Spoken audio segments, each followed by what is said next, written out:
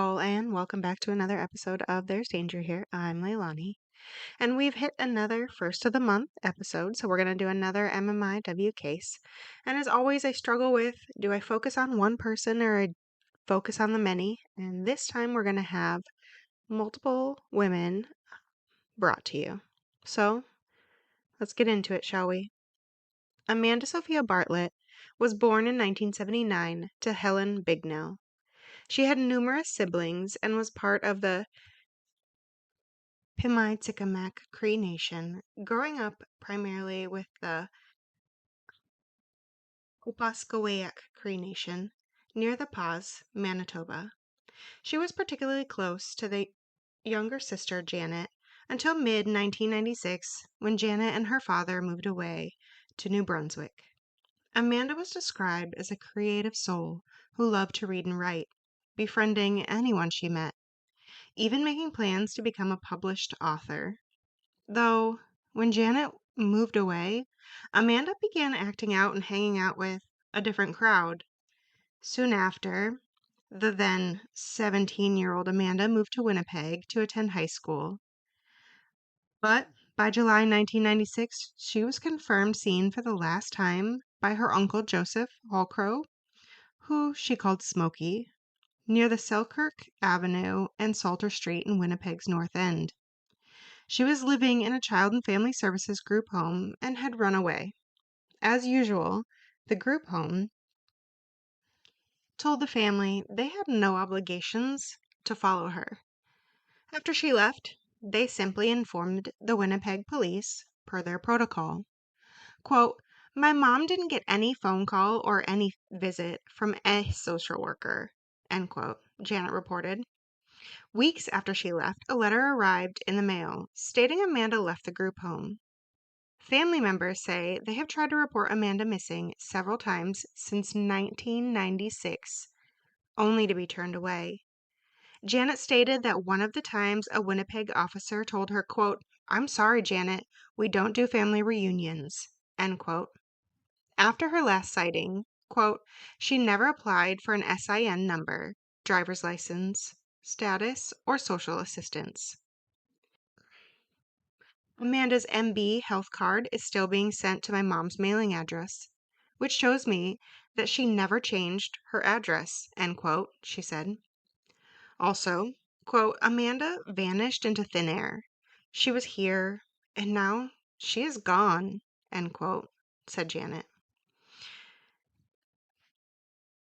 Janet was bounced from the Pas, Manitoba RCMP to the WPS over to Winnipeg's RCMP detachment and back again.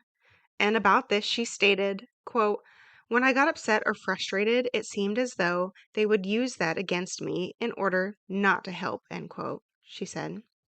Until she saw a documentary. It was The Stolen Sisters in 2007. Yeah, 2007. At the end of the documentary, there was a toll-free number to the Amnesty International, a global movement devoted to human rights, and they connected her to Child Find Canada. Quote, "That helped me put my foot in the door with the RCMP," end quote, she said. Janet was finally able to report her sister's disappearance to the WPS in February of 2008, over a decade after she was last seen. And as such, Winnipeg police only started working on the missing persons case in February 2008. Again, you heard that. 2008. It took 12 years and the help of Amnesty International to have her classified as a fucking missing person. 4 years later, in July 2012, the family searched a field in the outskirts of Winnipeg after receiving a tip from a medium. Then in November of 2012, the case was assigned to Project Devote, a task force dedicated to missing and murdered persons cases in Manitoba. In 2018, Amanda's mother and sister both shared their frustrations about how hard it was to report Amanda's missing person and how they were bounced back and forth between the RCMP and Winnipeg police services about who was responsible for trying to find this woman. Quote, "Why was my word and my mom's word not good enough? Why did they have to make us wait so long?" End quote, said Amanda's sister. to the MMIWG inquiry hearing in Thompson, Manitoba. Still, nothing new has come from this case, and it's considered open, and she is considered still missing. Next is Amanda Alyssa Tuccaro. Amanda Tuccaro was the daughter of Vivian Tuccaro. Amber would later go on to be the mother of one son, and she is from the Mikisew Cree First Nation. On August 18, 2010, the 20-year-old was last seen in Nisku-Alta, outside of Edmonton, Canada. She arrived with a female friend and Jacob, who was around 14 months old at the time, from Fort McCurry, where she was living with her mother. Their plan was to stay the night outside the city to save money and head into Edmonton the next day.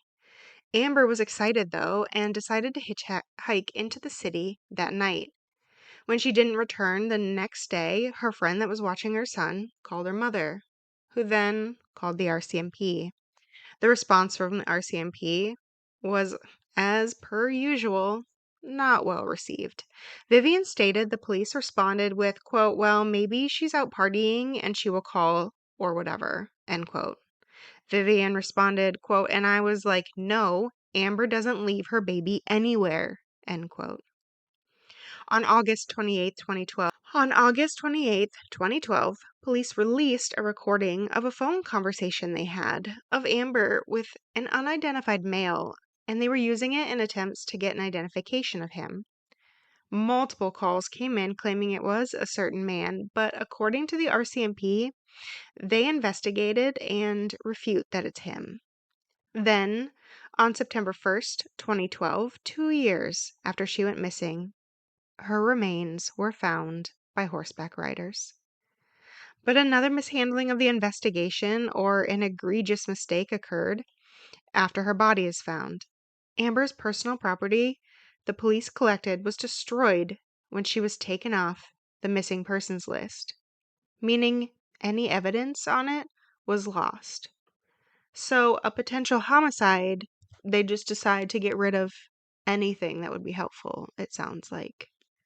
In 2017, the Tuccaro family increased the reward for information to $5,000 and started a Justice for Amber campaign on social media.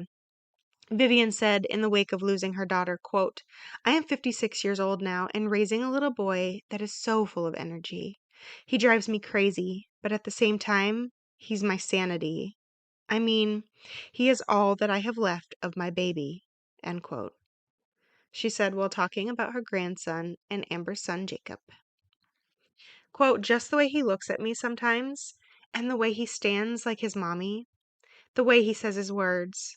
He says them the way Amber used to. Like Amber had a witty attitude, and that's what Jacob has, end quote. On March 20th, 2014, Vivian filed a complaint with the chair of Commission for Public Complaints against the Leduc RCMP. The complaint says investigators downplayed Amber's disappearance and took her off the missing persons list after 1 month despite no one seeing her. Quote, so when they told me they took her off the missing persons list, my first question was, did you guys see her? And they said, no. And I was like, how could you take her off after telling me time and time again that you have to see her and be 100% sure that's her?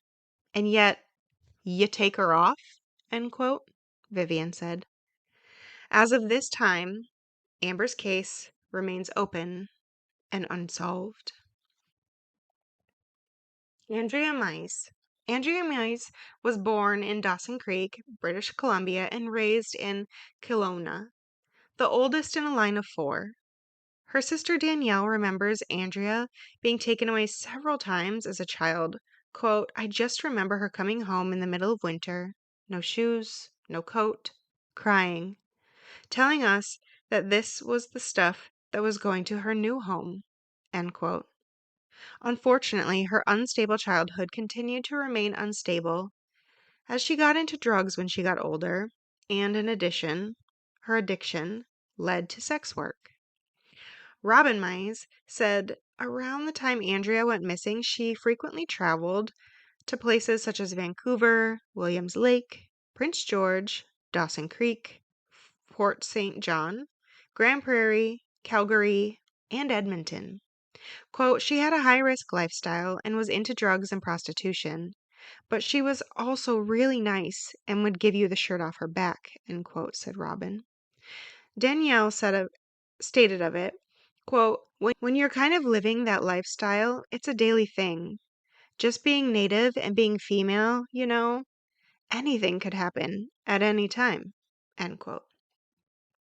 It was in 2006 when Danielle first attempted to report Andria missing in Kelowna, but the RCMP once again didn't take anybody seriously, owing to Andria's lifestyle in this instance. Andria left Kelowna in 2008 and was known to move between Dawson Creek and Fort St. John. Between June and September 2010, Andria was spotted in Grand Prairie at the Tim Hortons by her uncle. But at the time, that uncle was unaware she was missing and didn't approach her. In 2012, the RCMP finally opened a missing persons file that November. But since then, there have been no updates or movement in her case either. Annette Margaret Holywhiteman. Annette Holywhiteman was last seen in Edmonton, Alberta, that area at least late in summer of 2008. Annette was 44 years old when she was last seen. A missing persons file was not opened, however, until March of 2009, months after her disappearance. Most sources stated that this was a result of being a known sex worker again. Annette was reportedly known as a calm, passive woman who wasn't afraid to stand up for herself, if necessary, according to friends and family. Anyway. Then, a woman's skull was found by hunters on November 13th of 2010 on a rural property about 10 kilometers northwest of Westlock, Alberta. Still, it took 2 years, so until 2012, for dental records to confirm Annette's identity. The CARE unit, an RCMP identity that investigates and reviews files of murdered or missing vulnerable persons throughout Alberta, is handling this homicide case. In 2012, the RCMP Media Relations Officer Sean LeMay stated, quote, we're doing our due diligence and being extremely thorough with the investigation, as might be expected, end quote. He also said, quote, we have a number of investigators that are out in the area conducting a search to make sure nothing is left uncovered, end quote. Social worker Carrie Thomason stated of Annette's death, quote, it's another who was senselessly killed. Nobody deserves this, and there are people targeting our women out there, end quote. According to the Edmonton Sun, quote, like many of the women that Thomason helps, however, Holywhiteman had an unshakable drug addiction that would keep her tangled in the street life. There was just way too much baggage, and she didn't have the greatest support system, she said. She was on the path. She completed treatment. She was making the efforts, but the demon of the drug was more powerful than what we could help her with. End quote. As always, there are many more cases, but each one is important to tell, and I will take my time to try and find any information I can find. Often, it is little to almost none, as most of you guys have noticed. And now, remember, to all those out there listening, be careful. It's a dangerous world we live in.